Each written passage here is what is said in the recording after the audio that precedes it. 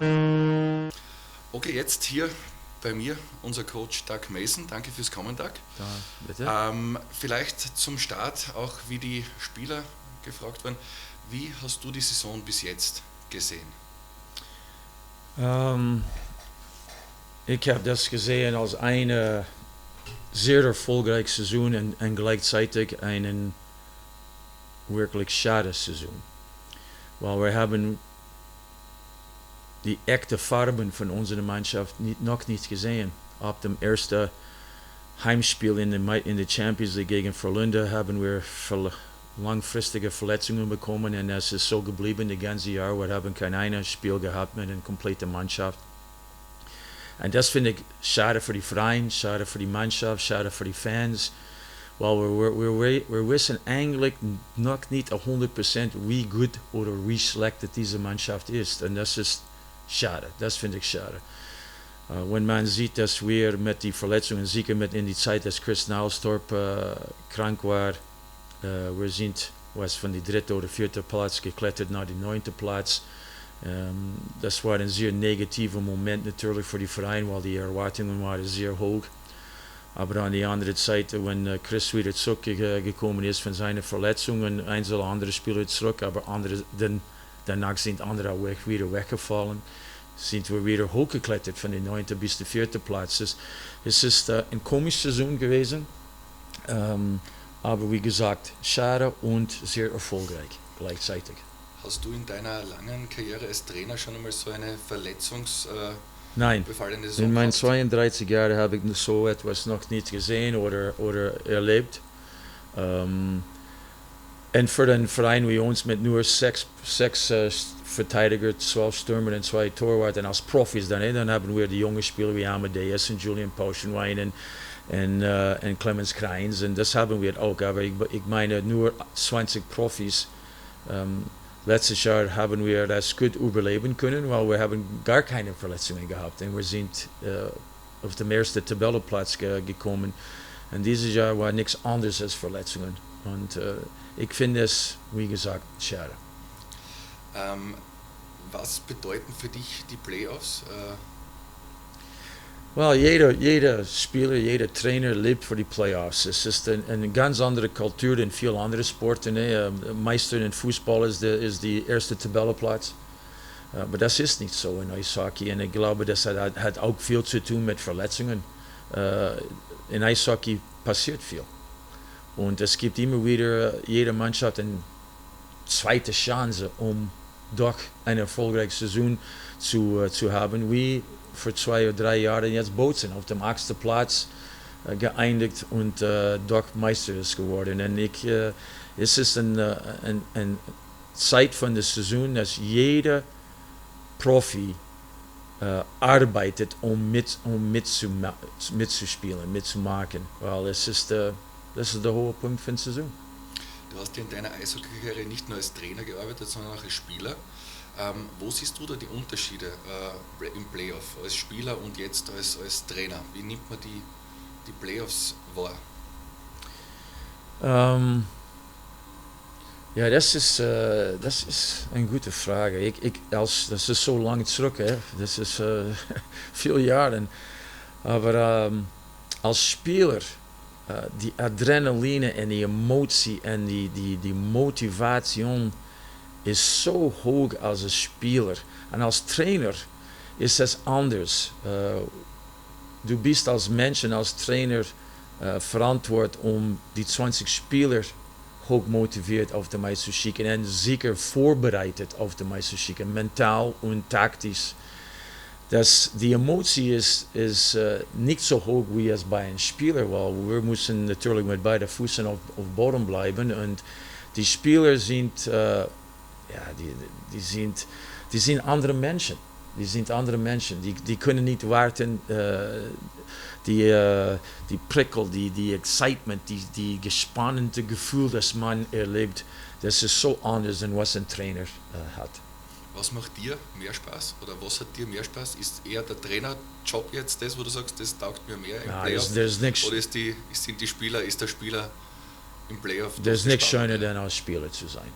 Das ist der schönste Moment von einem Profi, um Spieler zu sein. Ich bin sehr glücklich natürlich und was ist das richtige Wort? Ja, glücklich, dass wir die Chance hat, um in Eishockey zu bleiben. Es gibt nicht jeder Spieler kann ein Trainer sein. Es gibt nur einen Trainer und es gibt 20 Spieler in jeder Mannschaft. Und ich habe das Glück, dass ich meinen Eishockey-Karriere weitermachen können. Aber als Spieler in die PlayOffs, ja, das ist das schönste Gefühl von alles. Hat's irgendwie oder hast du ein besonderes Highlight in den Playoffs gehabt als Spieler und auch als Trainer? So irgendwo, wo du immer zurückdenken kannst und dich darüber freust? Wow, ich habe das Glück, um 4-mal Meister zu sein als Trainer. Als Spieler habe ich 3 oder 4-mal Finales verloren. Ich weiß, was das ist, um mit dieses leeres Gefühl zu bekommen nach dem letzten Spiel. Und ich habe das einmal mitgemacht in der DEL mit Köln. Wir haben das letzte Spiel in der Verlängerung verloren gegen Berlin. Und wenn diese Verlängerungstor geschossen wird, das Gefühl, das man hat auf diesen Moment, es ist das glaube ich nicht, das kann nicht, weil man denkt, wir werden Meister. Und es gibt nur einen Meister leider. Es gibt eine Erfolgsmannschaft, einen Erfolgstrainer, die anderen sind alle scheiße. Und so geht das in Leistungssport. Und es ist nichts schlimmer als dieses leeres Gefühl, das man hat nach einer verlorenen Finale. Wenn wir jetzt das Training in den nächsten Tagen anschauen, wirst du da irgendwie, stellt man als Trainer im Training was in den Playoffs, weil es ist ja nicht wirklich, glaube ich, jeden zweiten, dritten Tag sind Spiele. Wird da weniger trainiert oder ist das, wie gehst du die Playoffs da an? Well, wenn das weitergeht, dann spielen wir eigentlich 3-mal in die Woche. Das ist Dienstag, Freitag, Sonntag allgemein. Das bedeutet, dass es sehr schwierig ist, um viel zu trainieren. Die Regeneration ist natürlich gleich so wichtig, aber die Training ist auch wichtig. Es geht um die Intensität und der Fokus muss da immer wieder sein mit den Trainingen, aber für eine kürzere Zeit. Es geht nicht mehr für eine Stunde, es geht für zwischen 20 und 30 Minuten, weil wir müssen sehr gut sein und gut nachdenken, wie können wir die Jungs, die Spieler die Chance geben, um wieder 100% fit zu sein, wenn sie für das nächste Spiel auskommen. Viele Spieler haben ja Rituale vor Playoff-Spielen oder überhaupt für die Playoff-Zeit. Gibt es das für dich als Trainer, dass du sagst, du hast einen besonderen Aberglaube Aberglauben vor den Playoff-Partien oder lässt du dir auch einen Bart wachsen oder so? Oder bist du da als Trainer so, dass du sagst... Ich habe das als Spieler nicht gehabt, das habe ich auch nicht als Trainer. Natürlich hat jeder eine Routine. Routine ist sehr oft vor dem Spiel mache ich einen Spaziergang. Bei den Heimspielen nicht so oft, bei Auswärtsspielen immer wieder.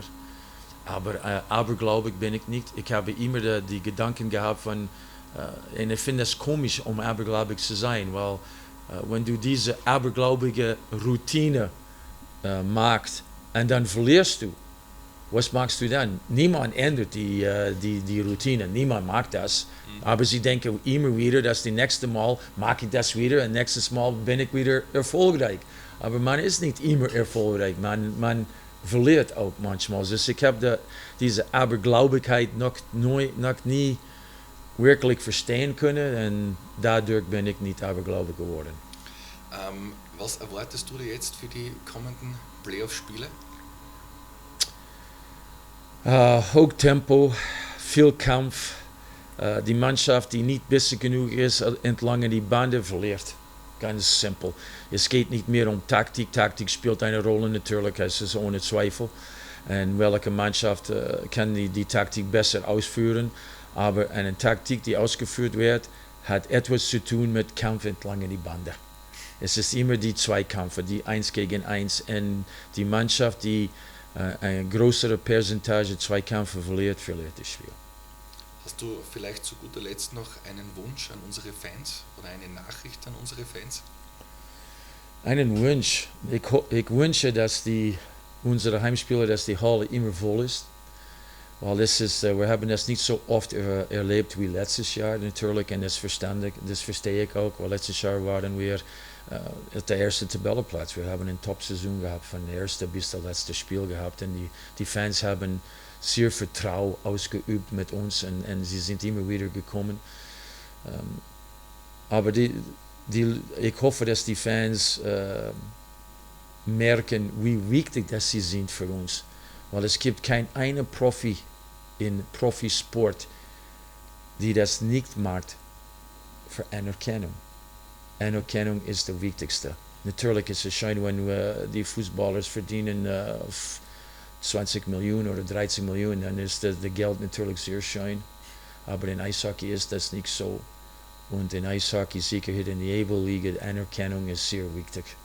Und wenn jemand einen Topspiel hat und ein Fan kommt und sagt, hey, Danny Oberkoffer, du warst super heute. Es gibt keine schönere Kompliment für den Eishockeyspieler. Ich hoffe, dass unsere Fans kommen und so viel wie möglich und laut sind und uns helfen, dass wir jedes Mal hier in die Bunker spielen und dass wir gewinnen. Dann sage ich vielen herzlichen Dank für das Gespräch und viel Erfolg in den Playoffs. Danke dir, Martin.